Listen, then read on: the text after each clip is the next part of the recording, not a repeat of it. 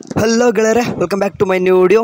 So ಒಂದು big update ಅಂತಲೇ ಹೇಳ್ಬೋದು. ಯಾರೆಲ್ಲ KCET ಸ್ಟೂಡೆಂಟ್ಸ್ ಈ ಒಂದು ವಿಡಿಯೋ ನೋಡ್ತಿದ್ರ ಅಥವಾ UGCET 2024 ಯಾರೆಲ್ಲ ಹುಡುಗರು ನೋಡ್ತಿದ್ರ, ಇವಾಗ ನೋಡಿ ನಾನು ಸದ್ಯಕ್ಕಂದ್ರೂ KU ವೆಬ್ಸೈಟಲ್ಲಿ ಇದ್ದೀನಿ. ಏನೆಲ್ಲ ಅಪ್ಡೇಟು ಏನೆಲ್ಲ ಅಂತಂದರೆ ಎರಡು ಇಂಪಾರ್ಟೆಂಟ್ ಅಪ್ಡೇಟ್ಗಳು ಬಂದಿದ್ದಾವೆ. ಸದ್ಯಕ್ಕೆ ನೋಡಿರಿ, ಇಲ್ಲಿ ನಾನು KU ವೆಬ್ಸೈಟಲ್ಲಿ ಇದ್ದೀನಿ. ಆ್ಯಂಡ್ KU ವೆಬ್ಸೈಟಲ್ಲಿ ಬಂದುಬಿಟ್ಟು ನಾನೇನು ಹೇಳಿದೆ ಅಂತಂದರೆ UGCET 2024 ಓಕೆ, ಪ್ರವೇಶ ಅಂತ ಕ್ಲಿಕ್ ಮಾಡ್ಕೊಂಡು UGCET 2024 ಮೇಲೆ ಕ್ಲಿಕ್ ಮಾಡಿಕೊಂಡ್ರೆ ಎರಡು ಇಂಪಾರ್ಟೆಂಟ್ ಅಪ್ಡೇಟ್ ಸಿಗ್ತವೆ ಅಂತ ನೋಡ್ತಿರ್ಬೋದು. ಇಷ್ಟು ದಿನ ಏನಿತ್ತು ಅಂತಂದರೆ ಸ್ಪಾಟ್ ರ್ಯಾಂಕ್ ಲಿಂಕ್ ಅಷ್ಟೇ ಇತ್ತು. ಇವತ್ತೇನಾಗಿದೆ ಅಂದರೆ UGCET 2024 ನಾಟ ಅರ್ಜಿ ಅಧಿಸೂಚನೆ ಮತ್ತು ನಾಟ ಅಭ್ಯರ್ಥಿಗಳಿಗೆ ಆನ್ಲೈನ್ ಅರ್ಜಿ ಅಂತಂದು. ಫಸ್ಟ್ ನೋಡಿರಿ ಹೇಳ್ಬಿಡ್ತೀನಿ. UGCET 2024 ಆನ್ಲೈನ್ ಅರ್ಜಿ ಮೇಲೆ ಓಪನ್ ಮಾಡಿ ಕ್ಲಿಕ್ ಮಾಡ್ಕೊಂಡಾಗ ನಿಮ್ಗೆ ಇದಿಷ್ಟೆಲ್ಲ ಕಾಣ್ತದೆ. ಇದೇನು ಅಂತ ಎಲ್ಲ ಹೇಳ್ಬಿಡ್ತೀನಿ. ನಾಟ ಅಂತಂದರೆ ಮೊದಲು ತಿಳ್ಕೊಬೇಕು, ಆರ್ಕಿಟೆಕ್ಚರ್ ಯಾರೆಲ್ಲ ಮಾಡೋಕೆ ಬಂತಿದ್ದಾರೆ ಅಂದರೆ ಇಂಜಿನಿಯರ್ BTech ಮಾಡ್ಬೇಕಂತ ಯಾರು ಇರ್ತೀರಿ ನೋಡಿರಿ, ಬಿ ಕೋರ್ಸ್ಗಳು ಮಾಡೋರಿಗೆ ಮಾತ್ರ ಇರ್ತದೆ. ಆ್ಯಂಡ್ ಎಸ್ಪೆಷಲಿ ಫಾರ್ ನೀವೇನಾದರೂ ಆರ್ಕಿಟೆಕ್ಚರ್ ಶೀಟ್ ತೊಗೊಳ್ಳೇಬೇಕಂತಂದರೆ ನೀವು ನಾಟ ಎಕ್ಸಾಮ್ ಬರೀಲೇಬೇಕಾಗಿರ್ತದೆ. ಓಕೆ, ಈ ಒಂದು ನಾಟ ಎಕ್ಸಾಮ್ ಬರೆಯೋಕ್ಕೆ ನಿಮಗೆ ಅಪ್ಲಿಕೇಶನ್ ಹಾಕೋಕ್ಕೂ ಕೂಡ ಕೆಲವೊಂದಿಷ್ಟು ರೆಸ್ಟ್ರಿಕ್ಷನ್ ಇರ್ತಾವೆ. ಏನೇನೆಲ್ಲ ಇದು ಅಂತ ನೋಡ್ಕೊತೀನಿ ನೋಡಿರಿ. UGCET 2024 ಆರ್ಕಿಟೆಕ್ಚರ್ ಕೋರ್ಸ್ಗೆ ಪ್ರವೇಶಕ್ಕೆ ಅನ್ವಯಿಸುವಂತೆ.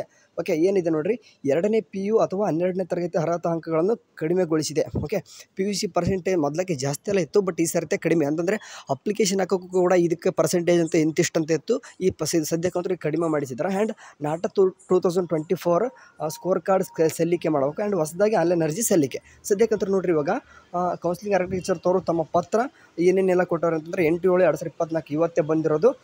ಎಲ್ಲರೂ ಕೂಡ ಕನ್ಫ್ಯೂಷನ್ ಇದ್ದಾರೆ, ಇದೇನು ಅಂತಂದು. ಸದ್ಯಕ್ಕೆ ನೋಡಿರಿ, ಕೆಳಗಡೆ ಒಂದು ಓದ್ಕೊಂಡ್ಬಿಡ್ರಿ. ಅಂಕಗಳ ಸಡಿಲಿಕೆಯ ಕಾರಣದಿಂದ ಪರಿಷ್ಕೃತ ಮಾನದಂಡಗಳ ಅನುಸಾರ 2ನೇ PUC ಅಥವಾ 12ನೇ 45% ಅರ್ಹತಾ ಅಂಕಗಳನ್ನು ಪಡೆದಿರುವ ಅಭ್ಯರ್ಥಿಗಳಿಗೆ ಆರ್ಕಿಟೆಕ್ಚರ್ ಕೋರ್ಸ್ಗೆ ರ್ಯಾಂಕನ್ನು ನೀಡಲಾಗುವುದು. ಓಕೆ, ಅಂತಂದರೆ ಇಲ್ಲಿ ನೋಡಿರಿ, 45% ಆಗಿರಬೇಕು ಇದರಲ್ಲಿ. ಓಕೆ, ಮಿನಿಮಮ್ ಇದರಲ್ಲಿ 45% ಆಗಿರ್ಬೇಕಂತೆ. ಆ್ಯಂಡ್ ಇನ್ ಕೇಸ್ ನೀವೇನಾದರೂ SC ST ಸ್ಟೂಡೆಂಟ್ಸ್ ಏನಾದರೂ ಆಗಿದ್ದರೆ 40% ಆದರೂ ಕೂಡ ನಿಮ್ಗೆ ಏನು ಮಾಡ್ತಾರೆ, ಈ ಒಂದು ಎಲಿಜಿಬಲ್ ತೊಗೊತಾರೆ. ಓಕೆ, ಇದಂತರೂ ಏನಾಯಿತು ಮೊದಲೇ ಹೇಳ್ಬಿಡ್ತೀನಿ. ಯಾರೆಲ್ಲ ಅಂತಂದರೆ ಯಾರೆಲ್ಲ ಆರ್ಕಿಟೆಕ್ಚರ್ ಮಾಡ್ಬೇಕಂತಿದ್ರೆ ಅಂಥ ಸ್ಟೂಡೆಂಟ್ಸ್ಗೆ ಮಾತ್ರ ಇದು ಹೇಳ್ತಿದ್ದೀನಿ, ಅಪ್ಲೈ ಆಗ್ತಿರೋದು, ಎಲ್ಲರಿಗೂ ಅಲ್ಲ. ಓಕೆ, ಫಾರ್ ಎಕ್ಸಾಂಪಲ್ ನೀವೇನಾದರೂ ಇಂಜಿನಿಯರಿಂಗ್ CS ಅದೇನೋ ಮಾಡ್ತಿರೋ, BS ನರ್ಸಿಂಗು, ಅಗ್ರಿಕಲ್ಚರ್, ವೆಟರ್ನರಿ ಮಾಡ್ತಿದ್ರೆ ಅವ್ರಿಗೆ ಬರಲ್ಲ.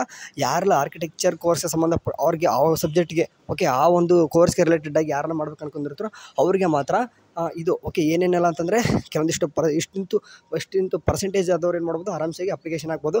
ಈಗ ಅಲ್ಲಿ ಕೆಲವೊಂದಿಷ್ಟು ಎಕ್ಸಾಮ್ ಇಡ್ತಾರೆ, ಒಂದು ಆ್ಯಪ್ಟಿಟ್ಯೂಡ್ ಟೆಸ್ಟ್ ಅಂತ ಇರ್ತದೆ. ಒಂದು ಆ್ಯಪ್ಟಿಟ್ಯೂಡ್ ಟೆಸ್ಟ್ ನೀವು ಪಾರ್ಟಿಸಿಪೇಟ್ ಮಾಡಬೇಕಾಗ್ತದೆ.